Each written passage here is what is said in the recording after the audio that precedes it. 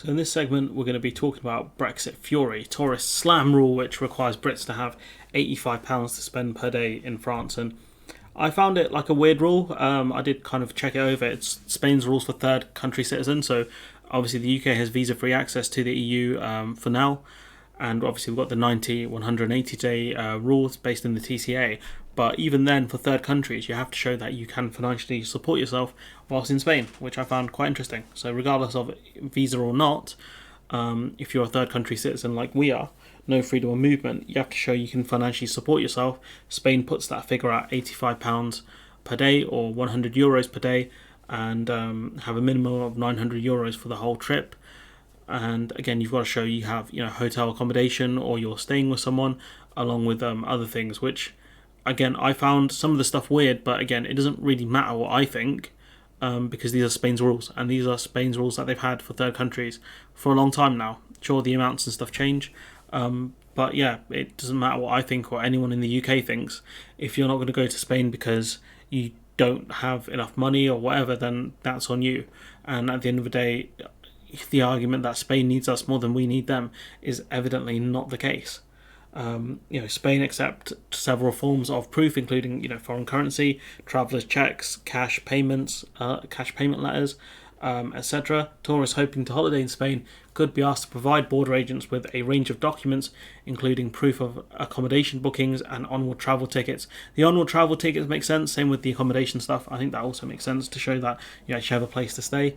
If you Brits are traveling to staying with friends or family, that doesn't make sense. Then they may need to provide border agents with a letter of invitation. So effectively, if you're staying with someone, you need a letter to say, "Oh, they're staying with me at this address." Holiday makers have reacted with fury at the new rules. Again, they're not new rules, which the Spanish Minister of Interior introduced. Now the UK falls under the third country category. There you go. You figured it out in the end, even though you got it wrong in the first place. They're not new rules. These are existing rules we've fallen into, effectively. One furious Brit reacted to the news on social media, writing, "While this is stupid, Spain is now requiring everyone to be able to prove they have £85 for each day to spend. What a stupid idea. What's the need? What about students and people who are trying to have cheap holidays?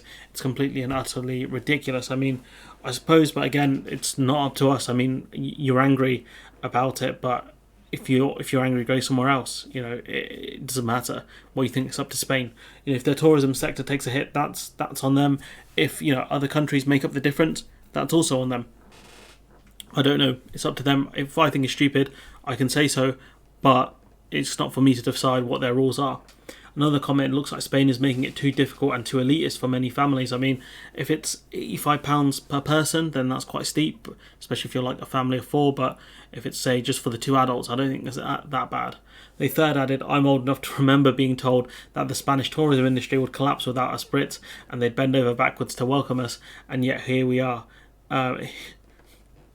That's pretty funny, I can't lie. I've checked the Spanish website. Someone sent it to me very kindly, and they do talk about it here. In 2020, the minimum amount required is €90 per person per day in any case, and regardless of the length of stay, the traveller must have at least €810 or its equivalent in foreign currency. So I think that might have gone up based on this article. What was it, 810 here? €100 per day. So it's gone up a bit since this letter from the Spanish government was written, or they made a mistake on LBC. I don't know. Simple fact is, it's up to Spain how they want to treat third country citizens. I know Belgium has different rules around, making sure you can sustain yourself, etc. They can deport you if you don't have a rule, or if you stay there for a certain length of time. It's up to them. Brits can be angry about it. The title, Brits Fury, Tourist Slam Rule. But again, these are the third country rules that apply to citizens of third countries. And we are a third country. That's what we decided to be.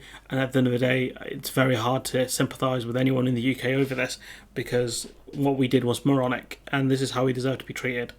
At the end of the day, freedom of movement is a two-way street, and we didn't realise that not having freedom of movement would impact us. Because like the guy said in I think this was the second most popular view, I thought they would keep freedom of movement for the proper Europeans, whatever the hell that means.